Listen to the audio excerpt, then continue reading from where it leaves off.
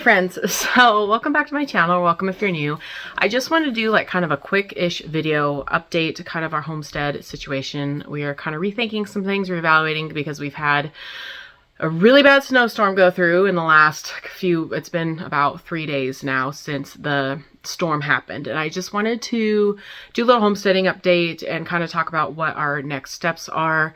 Long story short, I'm sure you've seen clips of it.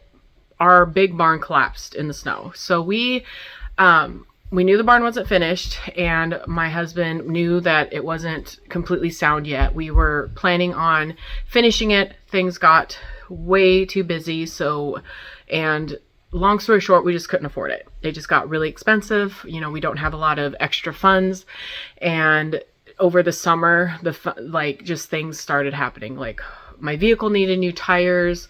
We had a couple other kind of unexpected expenses come up, and with just everything and inflation, like I'm trying not to like blame that on things, but the truth is the prices for everything has gone up for us, and especially when it comes to like animal feed and just all the things that we don't really have the same connections that other people might have. So basically we got like about 8 inches of snow, and it was that really wet, thick, heavy snow.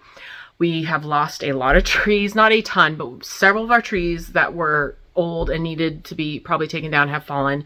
Our house is okay.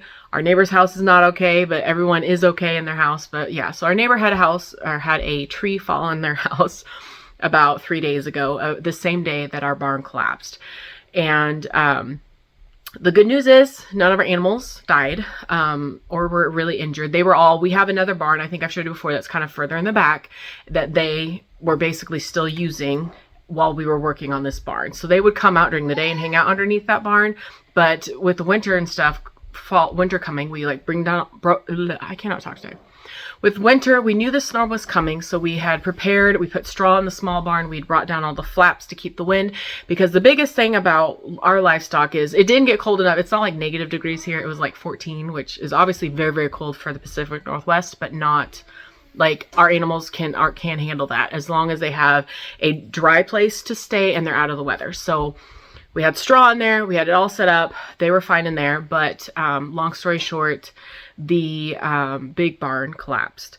So, and they were, so as soon as it happened, husband and I suited up. We went out there. We checked on everybody. We counted all the chickens. They were all present and accounted for what we could tell. And then the goats, of course, were okay too. But this changes things. Long story longer.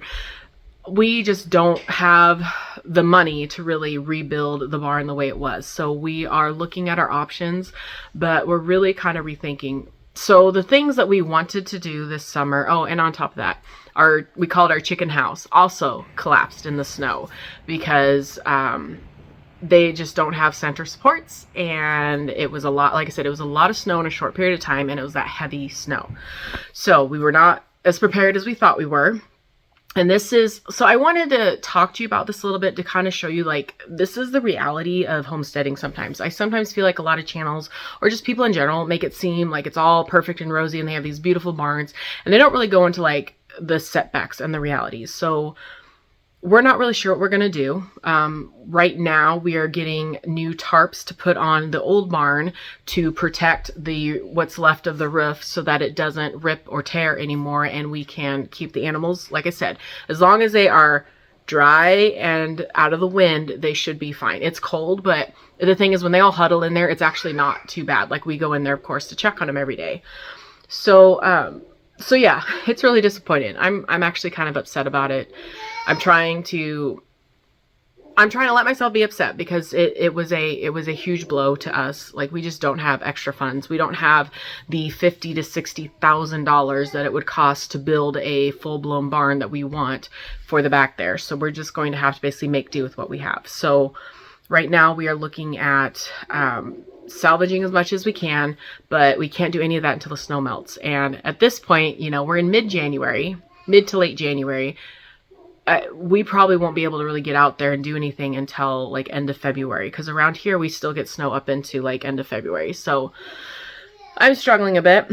So I think our meat chickens are going to get pushed back, which is kind of a bummer because I was really wanting to get them like at the end of February as soon as possible, but we really have to make sure we have a place to put them first.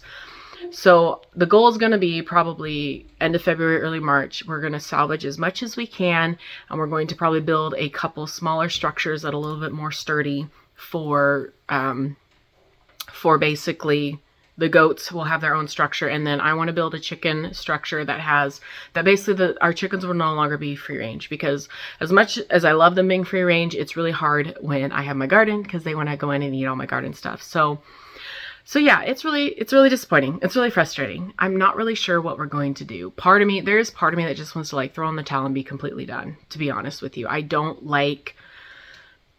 I don't know how much more like we can invest into things when they kind of fall apart like this. So we're really trying to figure out like what we need to do next.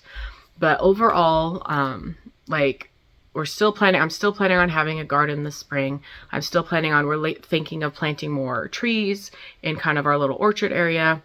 But yeah, it's been quite the blow. So I just wanted to give you guys an update because I know in some of my future videos you're going to be seeing the collapsed barn in the back. We probably, like I said, we won't be able to really get to it until like early March because of we have too much going on, and it's a lot of time and effort that we already put into it. Now we have to put the same amount, if not more, to salvage as much as we can and try to create something more stable. So it's kind of hard because we're definitely not the only one. Several people have really struggled through the snowstorm. The good news is though, our pipes did not freeze. The last couple years, we've struggled with our pipe out at the wellhead freezing because there's not very good insulation in the little barn out there. So we added more insulation this like late fall, and it has really helped. We haven't had any issues, and we've done really well. Our power hasn't gone out, which is really good.